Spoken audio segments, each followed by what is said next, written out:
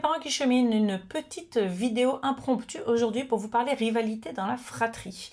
Et on va partir d'une anecdote précise pour voir un petit peu comment on peut gérer ça, comment on peut réagir quand on sent ces situations de tension où l'un des deux cherche un peu à diminuer l'autre, à l'écraser, parce que c'est sa façon à lui de se sentir mieux probablement.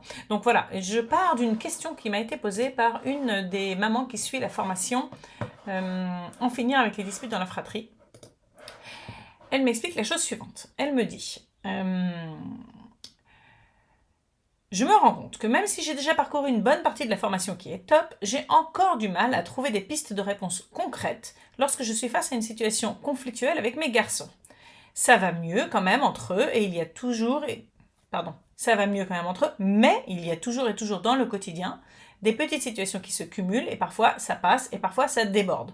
Alors déjà, avant même d'aller dans la situation, j'ai envie de saluer le fait qu'elle arrive à observer, malgré les situations qui débordent, que ça va mieux entre eux. Donc c'est un travail de longue haleine d'améliorer les relations dans la fratrie, de gérer différemment les conflits. Et donc le fait que déjà, depuis qu'elle s'est inscrite à cette formation, il y a quelques mois, les choses s'améliorent entre les garçons, ça prouve qu'ils sont sur le bon chemin. Donc évidemment, quand les choses s'améliorent, quand on voit que ce qu'on fait, ça porte ses fruits, quand on voit qu'on met en place des choses qui font que ça s'adoucit, on aurait envie, évidemment, que ça aille beaucoup plus vite. On aurait envie que ce soit réglé. On aurait envie que, puisqu'ils savent mieux gérer à certains moments, que ce soit le cas tout le temps. Et c'est pas comme ça que ça marche. Un apprentissage, ça va peu à peu, et en plus, malheureusement, on peut même dire que ce sera jamais parfait. Mais quand même, c'est intéressant déjà de noter les moments où ça va mieux, parce que on se met plus facilement dans une posture dans laquelle on n'est pas en train de vouloir se débarrasser des conflits, mais on est en train de vouloir développer les moments où ça va bien. Quand on arrive à observer ces moments où ça va bien, on est dans une énergie de je veux plus de ça plutôt que je veux moins de ça. Et plus de ça, c'est plus encourageant. Donc déjà, premier point, je salue ça, même si c'est pas le thème de ma vidéo, c'est intéressant de le noter. Je reprends la lecture. Donc, parfois ça passe, parfois ça déborde. Du coup, je voulais te demander si tu pouvais me donner une piste face à cette situation vécue hier, s'il te plaît. Voilà, donc elle s'adresse à moi justement pour ça, et je me suis dit que cette situation était très intéressante pour n'importe qui, et j'avais envie de faire cette réponse de façon ouverte pour que ça puisse vous aider également si vous avez une situation similaire à la maison.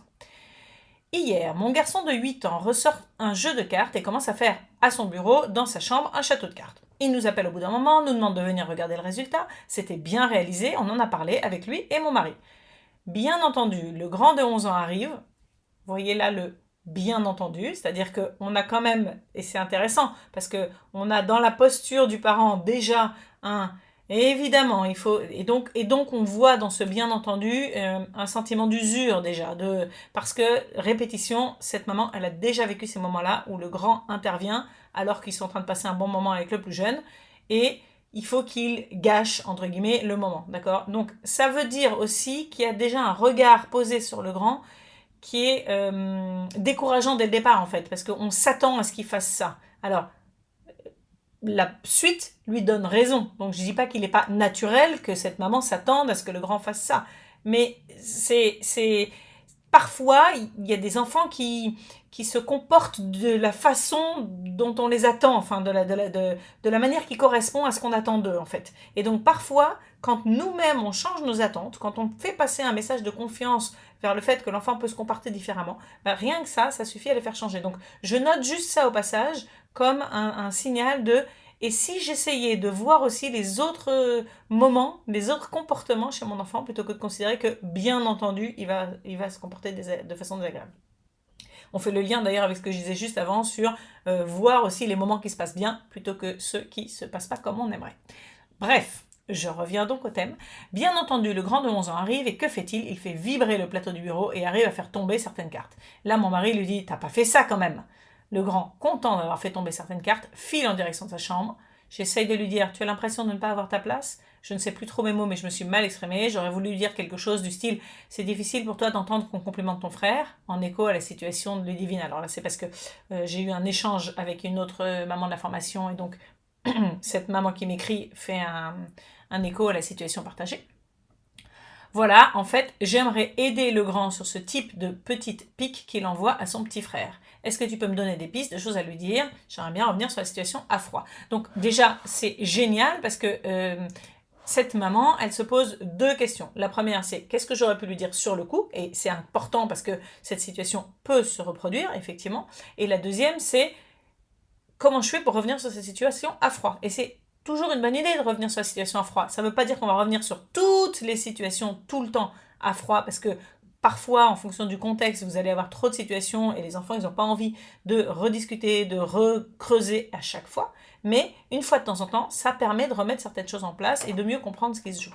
Donc, si on reprend un petit peu le contexte de cette histoire, dans le moment où le grand de 11 ans vient bouger le plateau pour faire tomber le château de cartes de son frère, on est bien d'accord que c'est un comportement inapproprié. Bien sûr, ça n'a aucun intérêt, en tout cas ça ne va pas avec ce qu'on cherche à développer dans la famille, de connexion, de soutien, de partage, etc. Donc évidemment que les parents ne sont pas contents. Et c'est pour ça que le père, il dit, t'as pas fait ça quand même, en ton de reproche, parce que il veut pas croire à ce genre de situation dans sa famille. Ok. Cependant, tout comportement a une raison positive. Et c'est difficile de l'appréhender comme ça, parce qu'on peut se dire qu'il n'y a pas de raison positive, effectivement, au fait de casser le château de cartes de son frère. En réalité, cet enfant ne se dit pas, tiens, voilà ce que je voudrais atteindre, et la bonne façon de l'atteindre, c'est de bouger le bureau de mon frère. C'est assez inconscient, cette idée de raison positive. Mais en fait, tout comportement est une façon de vouloir nourrir un besoin, dont on a conscience ou pas. Donc, qu'est-ce qui peut se passer là pour le grand? Et c'est ça qu'essaye de comprendre la maman déjà dans ses mots. C'est intéressant, elle a déjà cette démarche-là. Alors, je sais pourquoi, parce qu'elle a commencé à suivre la formation, mais ça part d'un principe qui est que, grosso modo, pour se comporter bien, il faut se sentir bien. Cet enfant qui se comporte de manière inappropriée à ce moment-là, c'est un enfant qui est découragé. D'accord? Donc, un enfant qui se comporte mal est un enfant découragé. Il y a une source de découragement dans le contexte. Alors, qu'est-ce qui se passe là? Il se passe que les parents admirent quelque chose qu'a fait son petit frère et lui, visiblement, il se sent mal face à ça. Ok, il est découragé. Donc, il va aller casser le château de cartes, probablement pour que le petit frère se sente moins bien. C'est une façon d'un peu de diminuer le petit frère, tu vois, tu réussis pas tout, ton château de cartes il est par terre, entre parenthèses. C'est, quand on y réfléchit un petit peu, c'est absolument pas logique parce que même si le château de cartes est par terre et qu'il n'a pas son beau château de cartes, il l'a quand même fait et réussi son château de cartes. C'est le grand qui l'a détruit. Mais enfin, il veut lui enlever quelque chose qu'il a. Et souvent, ça, c'est une méthode pour se remettre à se sentir mieux soi-même, parce qu'on est dans une position de rivalité, enfin, en l'occurrence, cet enfant, probablement dans une position de rivalité face à son petit frère, à dire, lui, il a quelque chose que moi, j'ai pas, c'est pas juste, ça m'enlève quelque chose à moi, et la meilleure façon de rétablir ça et de me ressentir bien, c'est d'inverser les choses, donc je vais lui enlever ce qu'il a, et comme ça, moi, je vais me sens puissant, j'ai réussi à détruire son truc, je me sens supérieur, je me sens, voilà. Et s'il se comportait bien, s'il se sentait bien au départ, s'il avait complètement confiance en lui, s'il était à l'aise, il serait suffisamment bien dans ses baskets pour venir dire « Ah, waouh, il est super ton château !» Là, il y a, un manque qui est chez lui, en fait. Ça parle de lui, d'accord? Donc lui, il n'est pas en mesure de venir voir le petit frère en disant « Ouais, il est super ton château », parce que lui, il a l'impression que ça lui enlève quelque chose à lui, que les parents soient là à admirer le château de cartes du frère. Donc c'est ça qu'on veut creuser en fait. C'est ça la raison positive. La raison positive, c'est retrouver ma place dans la famille, parce que là pour l'instant, j'ai l'impression, évidemment c'est biaisé, hein, j'ai l'impression que mon petit frère est sur un piédestal et que moi ça me diminue. Donc j'ai envie de retrouver ma place. Et c'est pour ça que cette maman, elle s'approche de son enfant en disant « t'as l'impression que t'as pas ta place ». Et c'est une analyse qui est assez fine en réalité. La difficulté, c'est que ce sont des grands mots pour un enfant de 11 ans. Il n'a pas conscience de ça, d'accord? Donc comment on va faire pour réussir à s'approcher de ça? Ce qui est intéressant, c'est de voir aussi qu'on va essayer d'aider notre enfant. D'abord, on va essayer de le comprendre, effectivement, mais on va aussi essayer d'aider notre enfant à voir que la stratégie qui est la mise en place, en l'occurrence le fait d'aller casser le château de cartes de son frère, ça va pas aider en fait à nourrir son besoin. Son besoin, c'est lui à ce moment-là probablement d'appartenir, de développer sa confiance en lui. Il manque probablement de confiance, il se sent menacé par son frère. Et quand il fait ça, donc il cherche à se sentir mieux. quand il fait ça, est-ce que réellement il va se sentir mieux? En fait, non. En fait, ce n'est que temporaire. Après ça, il y a quand même des connexions avec les parents qui sont pas d'accord avec son comportement. Il y a des connexions avec son petit frère. Ça améliore pas la relation. Il va pas, en fait, se sentir mieux. C'est très temporaire, d'accord? Donc, on va essayer d'encourager. Je regarde en même temps mon papier pour être sûr de ne pas oublier des choses à vous dire. Voilà. On va essayer d'encourager notre enfant à voir un petit peu ce qui peut se passer pour lui à ce moment-là, tout en accueillant. On a une posture un petit peu de curiosité, j'appelle ça parfois la posture Sherlock Holmes, c'est-à-dire qu'on n'est pas dans le jugement, on va essayer, en tout cas, de ne pas être dans le jugement, mais dans l'essai de compréhension. Et d'autre part, on va essayer de l'amener à voir que la stratégie correspond pas, sa stratégie, même si c'était le mieux qui lui venait à ce moment-là, correspond pas à ce qu'il veut développer. Au passage, je précise que cette notion d'un enfant qui se comporte mal est un enfant découragé, c'est vrai aussi pour nous en fait. Quand nous on se comporte mal, c'est qu'on est souvent découragé. Et quand on se met à crier sur nos enfants, on se dit pas au départ, tiens ça c'est une bonne stratégie pour atteindre ce que je veux. J'étais récemment en séance d'accompagnement individuel avec une maman qui m'expliquait ça, qui me disait qu'elle se retrouvait dans une situation avec son fils où en fait elle voulait obtenir... qu'est-ce qu'on avait dit exactement comme mot? Elle était dans une situation... Oui, c'était sa petite fille en fait. C'était sa petite fille qui était à table et qui criait de façon répétée. Et elle, ça la prenait. Et donc, il lui avait donc une option, c'était une option de comportement parental, c'était de lui dire que c'était pas agréable qu'elle crie et qu'il fallait arrêter de crier. Donc, il lui avait dit plusieurs fois d'arrêter de crier. La petite continuait. Et donc, au bout d'un moment, la mère s'est mise à crier elle-même en lui criant dessus pour lui dire d'arrêter de crier. Et en fait, c'est intéressant parce qu'en fait, elle voulait que la petite fille arrête de crier parce qu'elle, elle avait justement un besoin de tranquillité. Et en se mettant elle-même à crier, elle n'aurait pas du tout ce besoin de tranquillité. Pourquoi à ce moment-là, elle se comporte comme ça? Même si sa stratégie n'aurait pas du tout le besoin qu'elle cherche à nourrir. Pourquoi elle a cette stratégie qui est inappropriée et ce comportement qui est d'autre part inapproprié? Parce qu'elle se sent elle-même découragée. Elle a essayé des trucs, ça ne marche pas. Et donc, au lieu et c'est normal dans ce moment-là, de prendre le recul, de s'arrêter, de voir quelles autres alternatives elle a à sa disposition pour nourrir son besoin à ce moment-là, et en fait des alternatives, il y en a, mais à ce moment-là, elle n'a pas la disponibilité, l'ouverture, parce qu'aussi il y a les émotions qui montent évidemment, pour aborder le problème de façon différente, et donc ce qu'elle fait, c'est qu'elle fait du mieux qu'elle peut à ce moment-là, avec ses ressources, et ça donne qu'elle se met à crier sur sa fille. Okay, c'est vrai pour notre enfant aussi, à tous les moments. Donc là, ce garçon de 11 ans, lui, il y a probablement d'autres façons de faire pour qu'il se sente mieux, pour qu'il nourrisse son estime de lui-même, pour qu'il retrouve sa place dans la famille telle qu'il aime la voir avec la connexion, etc.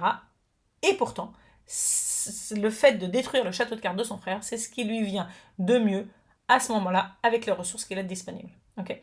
Donc, effectivement, c'est intéressant dans ces cas-là de revenir à froid dessus. Donc, sur le coup, on peut parler de ce comportement, parce que souvent, ce qui se passe dans ce genre de situation, c'est qu'on n'est tellement pas d'accord avec le comportement qu'on va s'adresser au comportement. Du type, effectivement, mais comment tu as pu faire ça, etc. Et en fait, c'est comme un iceberg. C'est pour ça que je faisais déjà ce geste. C'est comme un iceberg. C'est-à-dire que le comportement, c'est la pointe de l'iceberg, mais il y a toutes les causes derrière, là, qui sont cachées. Et donc, la maman, elle l'a compris, ça, puisqu'elle cherche à comprendre ce qui se passe derrière. Donc comprendre ce qui se passe derrière, ça se fait pas sur le coup, ça se fait plutôt à froid, puisque sur le coup, souvent, il y a les émotions qui débordent, et donc notre enfant n'est pas en mesure d'avoir une conversation, d'accord?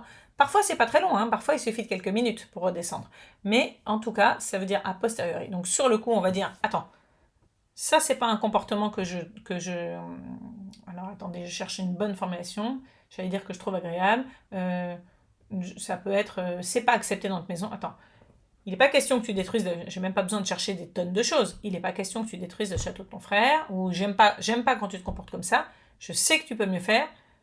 On va en parler. Voilà, ça peut être juste ça, d'accord? On va mettre les limites sur le comportement, effectivement, sur le coup, sans aller trop dans rabaisser notre enfant, parce que c'est pas ce qu'on veut faire. En revanche, une fois la partie qui est intéressante, c'est un peu plus à froid, discuter avec lui. Dire, bon, qu'est-ce qui s'est passé pour toi en fait? Comment tu te sentais à ce moment-là? Qu'est-ce que tu cherchais à faire en fait au moment où tu as détruit? Et là, on ne le dit pas, attention au ton.